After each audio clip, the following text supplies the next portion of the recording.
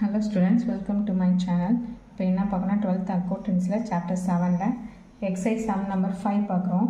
Lalita Limited offered 30,000 equity shares of rupees 10 each to the public, payable rupees 2 per share on application, 3 per share on allotment, and the balance when required. Applications for 50,000 shares were received on which the directors allotted us.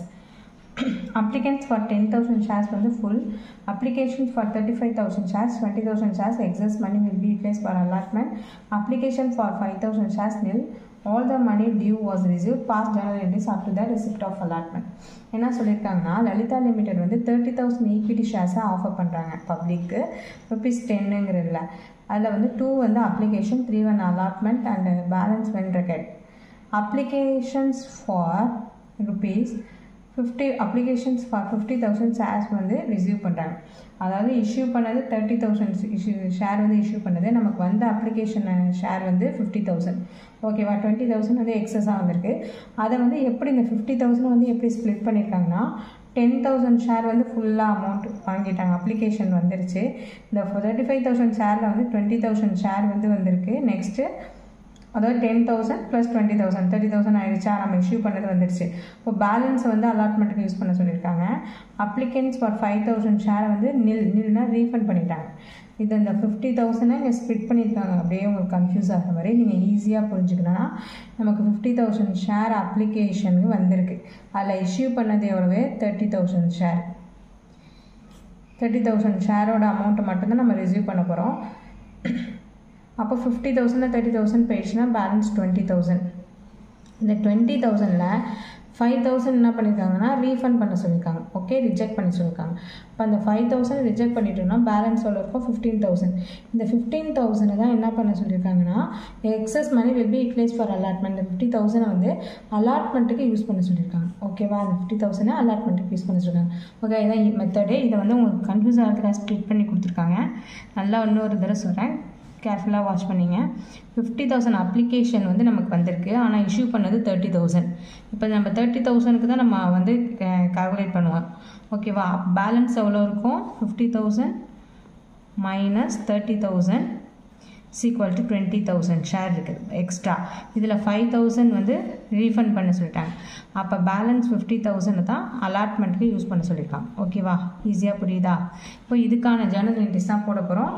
Past journal entry up to receipt of allotment amount வரைக்கும் போட்டால் போதும்.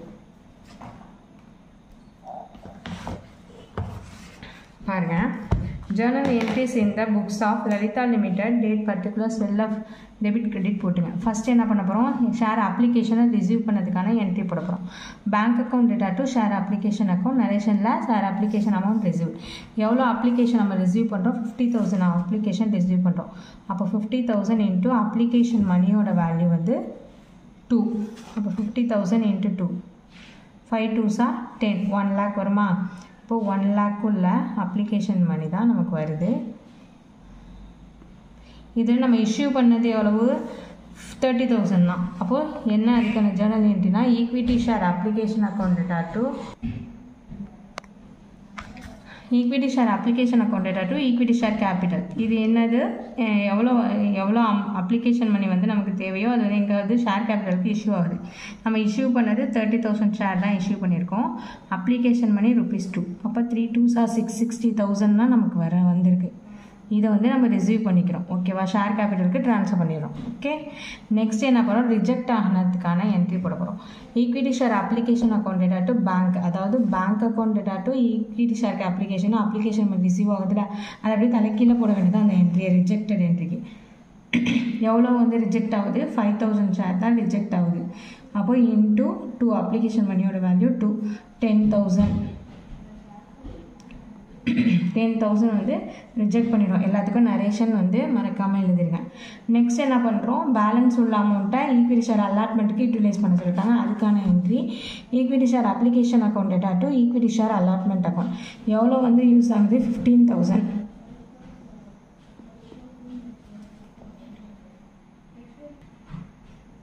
இப்போ 15,000 வந்து share வந்து நமக்கு வந்து என்ன பண்ண சொல்லியிருக்காங்க, ஷேர் அலாட்மெண்ட்டுக்கு யூட்டிலைஸ் பண்ண சொல்லியிருக்காங்க. அப்ளிகேஷன் அமௌண்ட்டோட ₹2 வந்து 2. அப்போ 15 × 2 30,000. 30,000 30,000. ஓகேவா, நரேஷன் எழுத மறந்துறாங்க. இது ஓகே. இது வந்து எல்லாமே முடிச்சுட்டு நெக்ஸ்ட்டு ஷேர் அலாட்மெண்ட்டுக்கு போகிறோம். அதுக்கான டியூ அமௌண்ட்டுக்கான என்ட்ரி வந்து equity share allotment account to equity share capital. எவ்வளோ நமக்கு டியூ அமௌண்ட் வரணும்? 30,000 ஷேரு அலாட்மெண்ட்டுக்கு ₹3. அப்போ 30,000 into 3 90,000. நெக்ஸ்ட்டு ரிசீவ் அமௌண்ட் எவ்வளோ ரிசீவ் பண்ண போகிறோமோ அதுக்கான entry bank account debtor to equity share allotment. இப்போ நம்ம ஈக்விட்டி ஷேர் அலாட்மெண்ட்டுக்கு எவ்வளோ வரணும்? 90,000 வரணும்.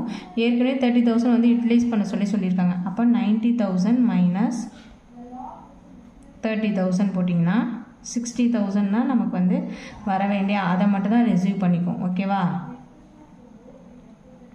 சம் புரியும்னு நினைக்கிறேன். கொஞ்சம் நல்லா கேர்ஃபுல்லாக போடுங்க. ஓகேவா, ரிஜெக்ட் எவ்வளோ பண்ணணும், எவ்வளோ வந்து ஷேர் அலாட்மெண்ட்டுக்கு யூட்டிலைஸ் பண்ணணும் அப்படின்னு சொல்லிட்டு கேர்ஃபுல்லாக போடுங்க. Next we want to sum number 6 பாருங்கள். Calls in advance. Calls in அட்வான்ஸ்னால் ஏற்கனவே நம்ம சொல்லியிருக்கேன். என்னென்னா முன்னாடியே அமௌண்ட்டை வந்து பே பண்ணிடுது. ஓகேவா, இப்போ அப்ளிகேஷன் பண்ணி அலாட்மெண்ட் ஃபஸ்ட் அண்ட் ஃபைனல் கால் இருந்துச்சுன்னா இப்போ அலாட்மெண்ட் அப்போ என்ன பண்ணுறது? ஃபஸ்ட்டு கால் மணியும் சேர்த்து பே பண்ணிடுது. அதுதான் வந்து கால்ஸ் இன் அட்வான்ஸ். என்ன சொல்லியிருக்காங்கன்னா, Anjali floor limited was a registered capital of 4 lakh in equity shares of ₹10 each issued 30,000 shares of such share. 4 lakh ஷேரை வந்து இஷ்யூ பண்ணி ரிஜிஸ்டர் பண்ணியிருக்காங்க. அதில் 30,000 வந்து ஆஃபர் பண்ணுறாங்க அஞ்சலி ஃப்ளோர் லிமிடெட். 2 வந்து அப்ளிகேஷன், 5 வந்து allotment, 3 on first call. Issue was duly subscribe. எல்லா ஷேர்ஸுமே வந்து என்ன ஆகிடுச்சு? சப்ஸ்கிரைப் ஆகிடுச்சு. All the money payable was duly received. But on allotment, one shareholder paid the entire balance on holding 500 share. என்ன பண்ணிடுறேன்? அலாட்மெண்ட் அப்போ ஒன் ஷேர்ஹோல்டர் வந்து 500 ஷேரை ஹோல்ட் பண்ணிடுறான்னா அந்த ஃபஸ்ட்டு கால் அலாட்மெண்ட் கிடையாது. ஃபஸ்ட்டு கால் அமௌண்ட்டை வந்து முன்னாடி அலாட்மெண்ட் அப்போயே பே பண்ணிடுறேன். ஓகேவா, முன்னாடியே கால்ஸ் இன் அட்வான்ஸாக பே பண்ணிடுறேன். அதுக்கான ஜெர்னல் என்ட்ரிஸ் கேட்டிருக்காங்க. அதுக்கான ஜெர்னல் என்ட்ரிஸ் போடுவோம். ஹெட்டிங் எழுதிங்க. Sum number 6 journal entries in the books of Anjali floor limited. Date, particulars, ledger folio, debit, credit போடுவோம். ஃபஸ்ட்டு என்ன பண்ணுவோம்? பேங்க் வந்து அப்ளிகேஷன் வந்து ரிசீவ் பண்ணுறதுக்கான entry bank account debtor to equity share application. எவ்வளோ application வந்து நம்ம ரிசீவ் பண்ணுறோன்னா 30,000 ஷேர் தான் இஷ்யூ பண்ணுறாங்க. அதுக்கான அப்ளிகேஷன் நமக்கு வந்துருச்சு. அப்போது 30,000 இன்ட்டு அப்ளிகேஷன் அமௌண்ட் வந்து ₹2, 60,000 வந்து நம்ம அப்ளிகேஷன் அமௌண்ட் வந்து ரிசீவ் பண்ணிடுறோம். ஓகேவா, அதுலேருந்து என்ன பண்ணுறோம்? ஷேர் கேபிட்டலுக்கு இஷ்யூ பண்ணுறோம். அதே 30,000 ஷேர் தான் into 2 equity share application account debtor to equity share capital. Narration எல்லாத்துக்கும் எழுதணும்னு அதுக்காக தான் ப்ராக்கெட் போட்டு வச்சுருக்கேன், உங்களுக்கு தெரியணுண்டு. இப்போது 30,000 இன்ட்டு 2 60,000. நெக்ஸ்ட்டு அப்ளிகேஷன் முடிச்சு நெக்ஸ்ட்டு அலாட்மெண்ட்டுக்கு வருவோம். Share allotment account debtor to share capital account. இது அமௌண்ட் வந்து டியூக்கான இவ்வளோ அமௌண்ட் வந்து பே பண்ணணும் அப்படிங்கிறதுக்கான entry. Okay, share allotment account debtor to equity share capital எவ்வளோன்னு பார்த்தீங்கன்னா 30,000 ஷேர்ஸ் இன்ட்டு எவ்வளோ அலாட்மெண்ட் அமௌண்ட்னா ₹5. அப்போது 5 3s are 15, 1,50,000 1,50,000. ஓகேவா, நெக்ஸ்ட்டு இப்போ வந்து அமௌண்ட் ரிசீவ் பண்ண போகிறோம். அப்போது இப்போ என்ன ஆகுது? Bank account debtor to share allotment இதுதான் வந்து ரிசீவ் பண்ணுறதுக்கான என்ட்ரி போடுவோம். இப்போ இந்த ஷேர் அலாட்மெண்ட்டில் என்ன பண்ணுறாங்க அப்படின்னா ஒன் ஷேர் ஹோல்டர் என்ன பண்ணுறேன்னா 500 ஷேரை வந்து முன்னாடியே பே பண்ணிட்டார். அதாவது ஃபஸ்ட்டு கால் அமௌண்ட்டையும் சேர்த்து ஷேர் அலாட்மெண்ட்டில் பே பண்ணுறார். அப்போ அதுக்கான என்ட்ரி போடணுமா?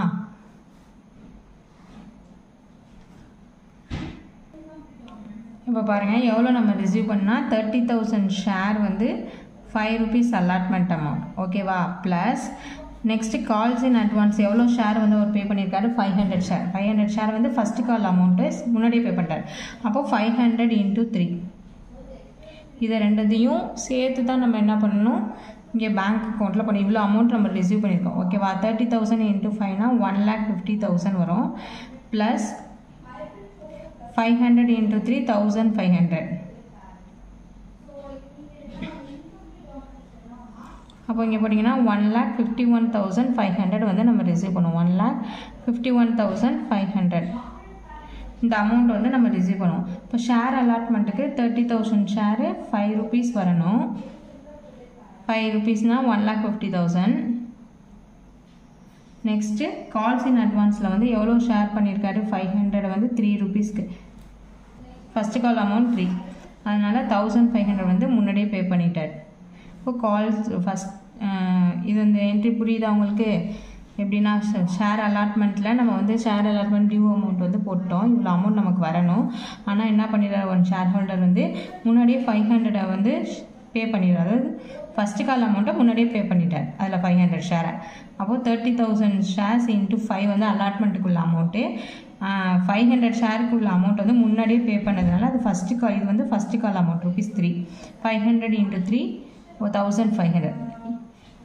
நெக்ஸ்ட்டு ஃபஸ்ட் கால் அக்கௌண்ட் போட போகிறோம். Share first call account debtor to equity share capital. Okay, இதுக்கு என்ன என்ட்ரி? இது வந்து டியூ அமௌண்ட் 30,000 ஷேரை ஃபஸ்ட்டு கால் அமௌண்ட் வந்து ₹3. அப்போ 90,000 வரணும் நமக்கு. ஓகேவா?